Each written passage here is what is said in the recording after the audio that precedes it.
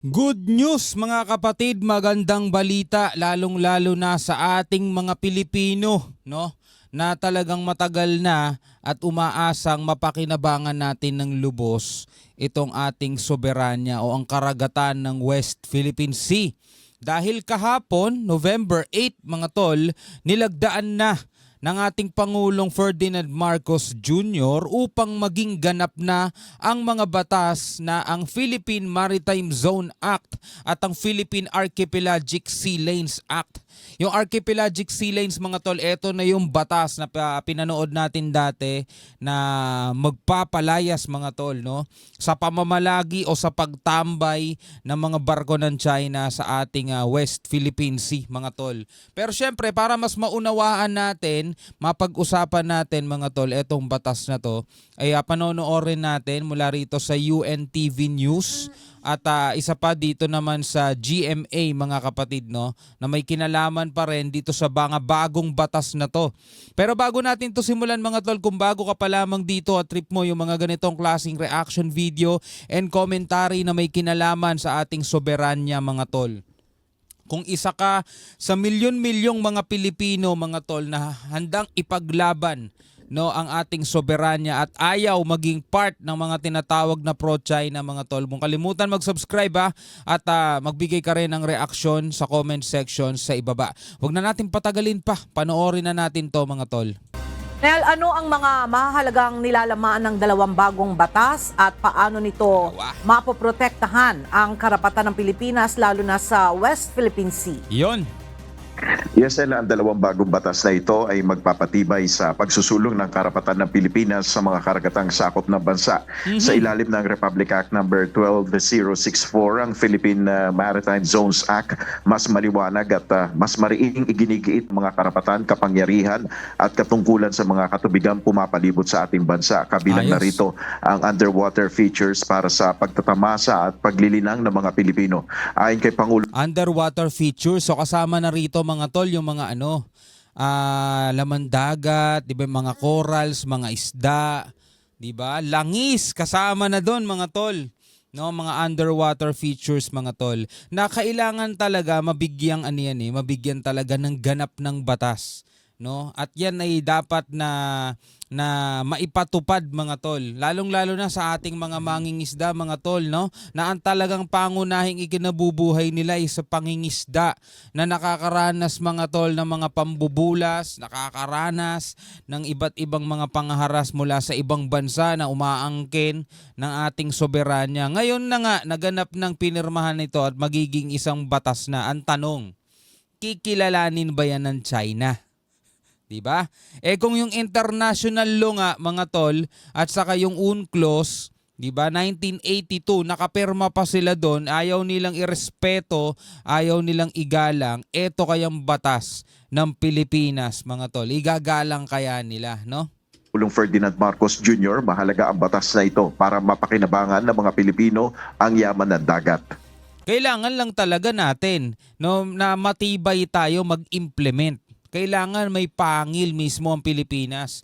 Kasi para saan yung mga batas kung wala naman tayong pangil para ipatupad yan?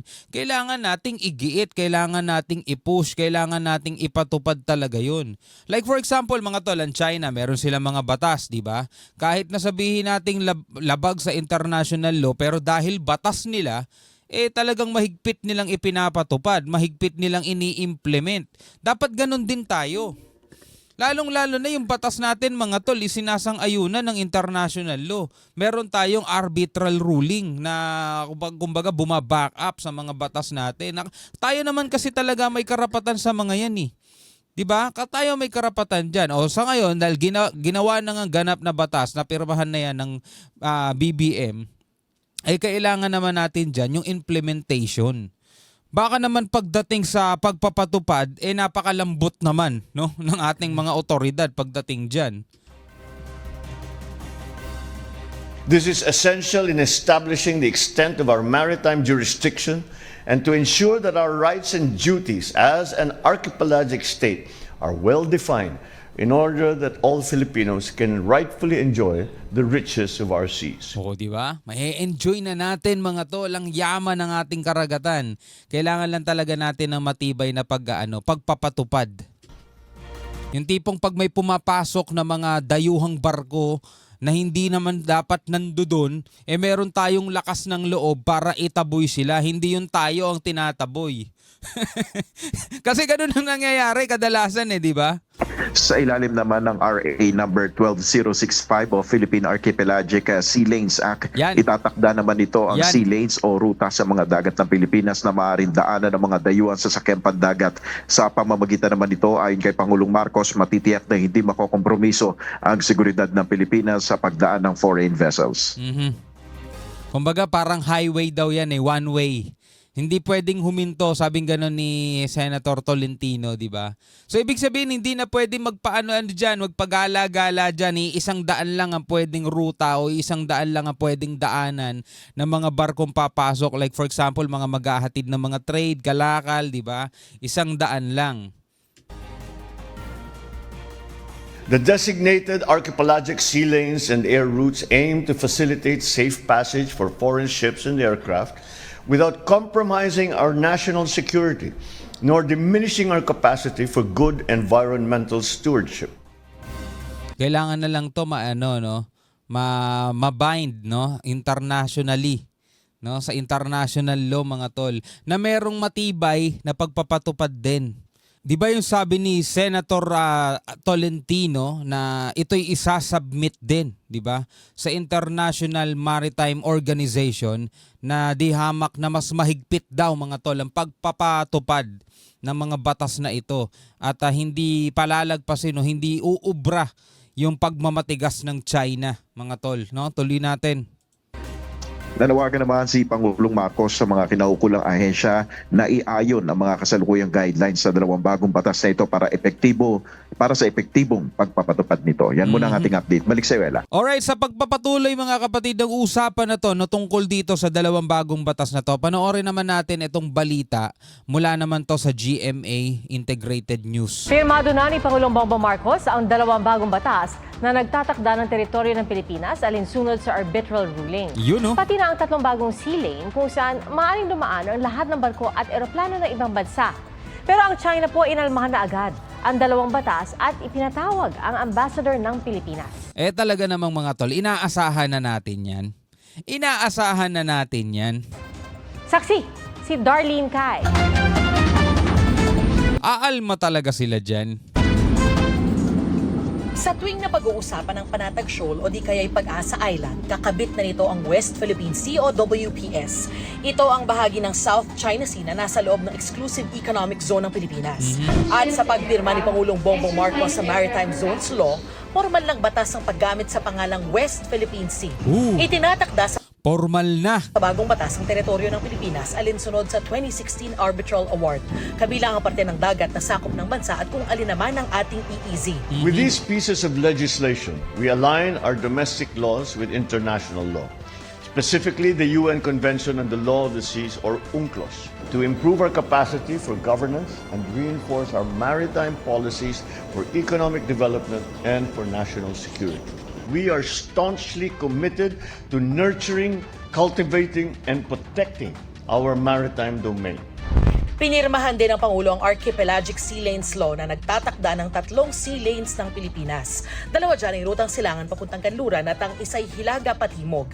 So etong mga sea lanes na to, tulad nga nung sinabi natin kanina at sa nakaraan pa nating reaction video, kumbaga ito yung magiging highway, expressway ng mga barko at ito lang yung pwede nilang daanan. Hindi na yung kung saan saang ruta dadaan. Ito lang yung pwede nilang daanan. Hindi lang sa mga barko pati sa airspace, pati sa mga eroplano.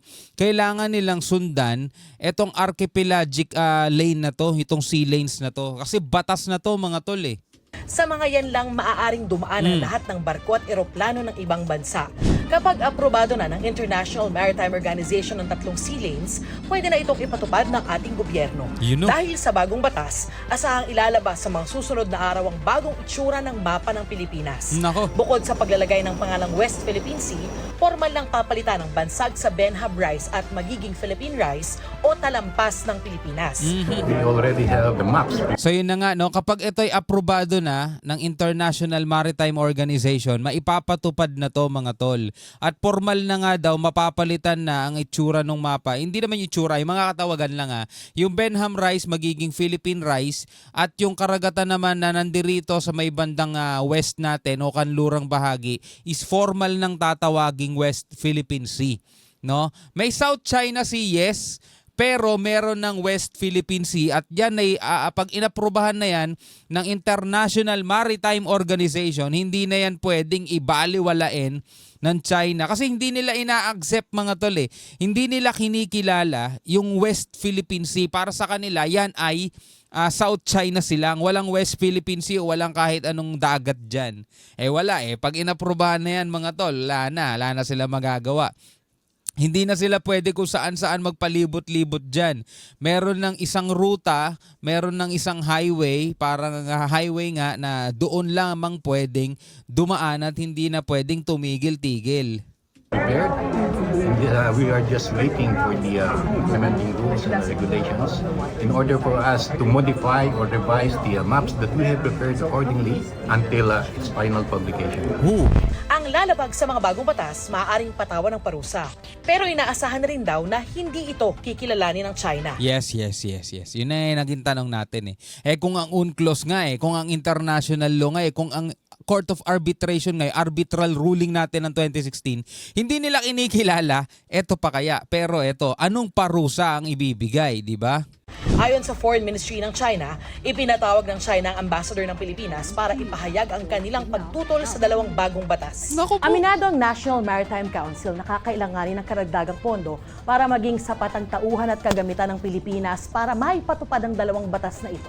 We need more assets, we need more bottoms, we need more technical capabilities to fully monitor, detect, and I don't want to say neutralize but rather address any violations of Yun nga no. our laws. Para sa Yun yung sinasabi natin kaya na ba ng Pilipinas na maipatupad to? 'Di ba? Kasi oo may batas pero kung kulang ang puwersa, kulang ang forces para ma-implement itong batas na to is baliwala rin. So kailangan din mga tol, bukod sa pinirmahan na nga ng gobyerno, ibig sabihin suportado nila tong batas na to, kailangan suportahan din nila yung mga pangangailangan ng ating mga otoridad o tagapagpatupad ng batas na to. Diba? Like for example, sa isang barangay, bawal magtapon dito. Wala namang mga barangay tanod, wala namang mga otoridad na nakabantay sa lugar na yon o nagpapatupad ng batas. Tingin nyo, magiging malinis yung lugar na yon? Di, tapunan pa rin yun mga tol. So, ganito rin yan. Kung meron tayong bagong batas na may archipelagic sea lane na yan, kailangan maglagay tayo dyan ng mga nakadeploy para ipatupad yung batas na yon. Kung hindi, baliwala, diba? Anyway, bilang isang Pilipino mga tol, ano masasabi mo dyan? Comment ka na lamang sa ibaba. Hanggang sa muli, ako nga pala si Shobaldi. Peace out.